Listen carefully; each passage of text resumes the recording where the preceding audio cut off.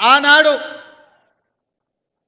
నిజాం నవాబుల నుంచి నిజాం సర్కార్ నుంచి స్వతంత్రం వచ్చి మొట్టమొదటి హైదరాబాదు రాష్ట్రం ఏర్పడ్డప్పుడు మన పాలమూరు బిడ్డ బూరుగుల రామకృష్ణారావు గారు మొట్టమొదటి ముఖ్యమంత్రిగా బాధ్యతలు చేపట్టిండు.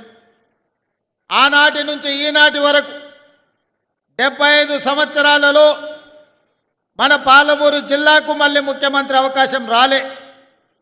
ఎవరు ఈ ప్రాంతానికి మంత్రులైనా ఆ ముఖ్యమంత్రుల చెప్పు చేతల్లో కట్టు బానిసలుగా కొనసాగడం వల్ల మన జిల్లా అభివృద్ధి కార్యక్రమాలు జరగలేదు. వలసలు వెళ్ళే ఈ జిల్లా తట్ట పని, పార పని, మట్టి పని కోసం ఇతర రాష్ట్రాలు, ఇతర దేశాలకు బ్రతకడానికి వలస వెళుతున్న మన కష్టాలను, మన కన్నీళ్లను తూర్చడానికి ఎవరు బాధ్యత తీసుకోలే.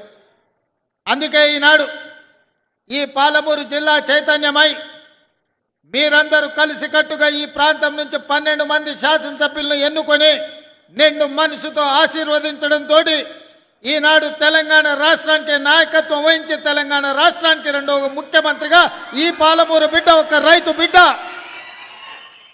మీ సోదరుడు, మీతో పాటే ఉండి మీతో పాటే పెరిగి ఒక జడ్పీటీసీగా, ఎమ్మెల్సీగా, ఎమ్మెల్యేగా, ఎంపీగా, కాంగ్రెస్ పార్టీ అధ్యక్షుడిగా ఈనాడు తెలంగాణ రాష్ట్ర ముఖ్యమంత్రిగా మీ ముందు నిలబడ్డాడంటే మీరు నిండు మనసుతో ఆశీర్వదించి